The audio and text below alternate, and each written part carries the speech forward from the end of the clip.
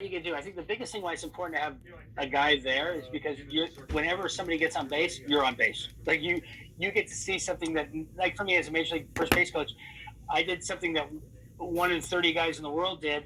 But every time we had a player on first base, I had the world's greatest on base percentage, right? Yeah. So you get, and if you just watch, you don't necessarily even have to know what you're watching for, but things are going to start to stand out to you. Whether it's a little things in the pitcher's delivery that help you steal bases. For me, the bigger part of the position is getting the player engaged into what might happen. So by watching the game, and as a first base coach, you're as proactive as you can possibly be. So you're trying to paint a picture of the play before it happens to give that base runner an advantage before the ball is hit. Because the biggest thing in baseball is say, hey, you got to go first to third, you got to go first to third. But sometimes the base runner doesn't know where the players on the field are. Like if you're the first base coach, you can see where they are.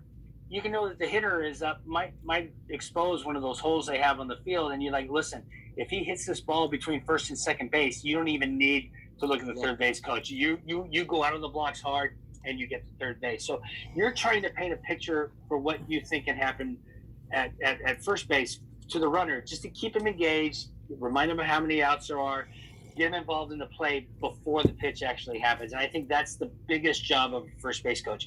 You're picking up things. You may pick up signs from the other team's dugout, which I've been accused of. When I post, you can maybe speak to that.